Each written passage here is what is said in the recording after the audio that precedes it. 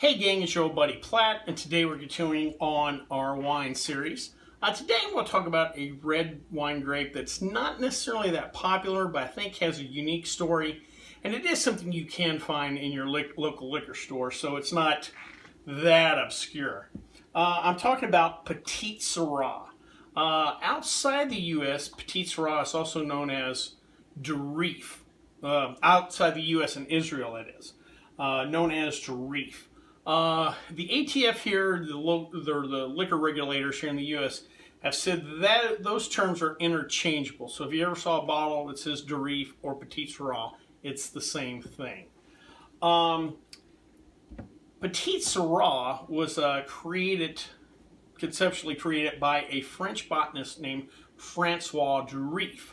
He'd grown several varieties of wine in his garden, and through various experiments, however, he had taken Syrah pollen and crossed it or used it to germinate with a Peloursin plant. Peloursin's an old French grape.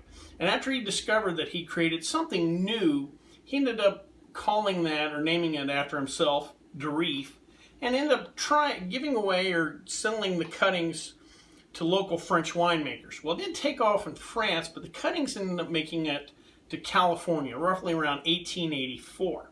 And at the time in California, varietals weren't as big issues. It was more of the traditional blending. So the grape, whether it was Merlot or Cab, or people cared a little less about that.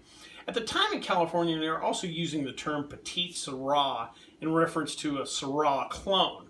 So Durif ended up getting planted along with all the other mixed black grapes.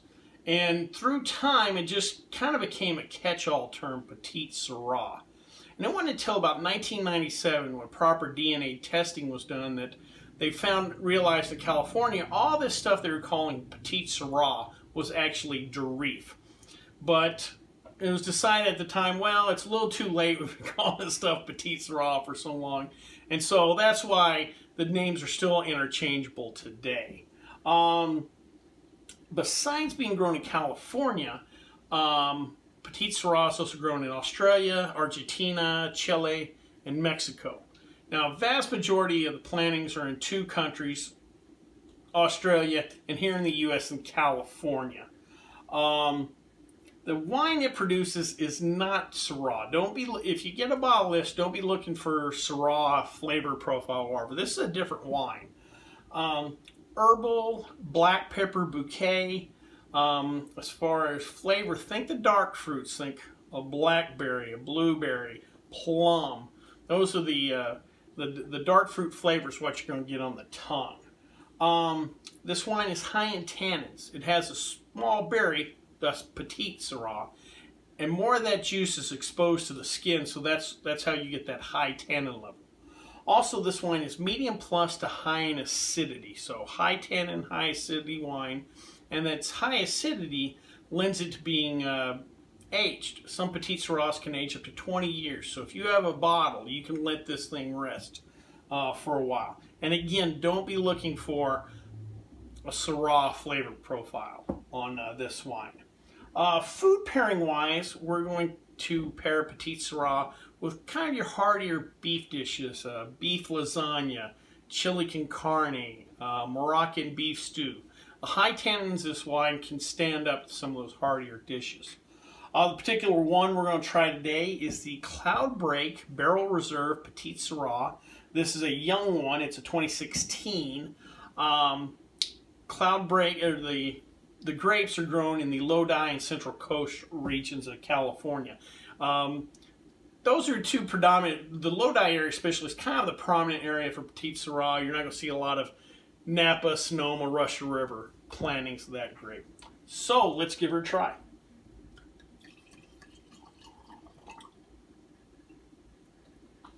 Alright, I can already tell by looking at it, we get a dark color on this grape. Let's give her a nose.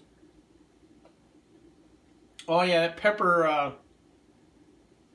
pepper comes out, but I wouldn't say a complex boutique on that. Let's give her a try.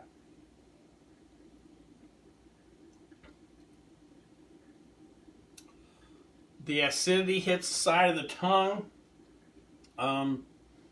Definitely dark fruit. I get a hint of the pepper also in the taste. This definitely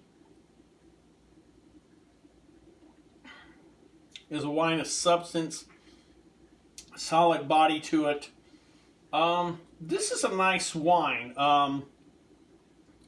This is not necessarily, I wouldn't say this is one of those that you would sit on a back porch on like a Indian summer day kind of nice drinker.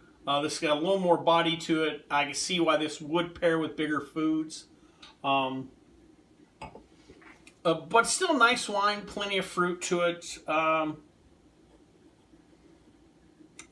I do see where finding the proper match, you know, a softer grape to blend with this, I can see why this would be a good blending grape too, which is used to blend with other grapes. Well, I hope you liked this video. If you did, please subscribe down below. Any questions, comments, or concerns, you can always leave them in the comments section, or you can always contact me on the Twitter page. Till next time, bottoms up.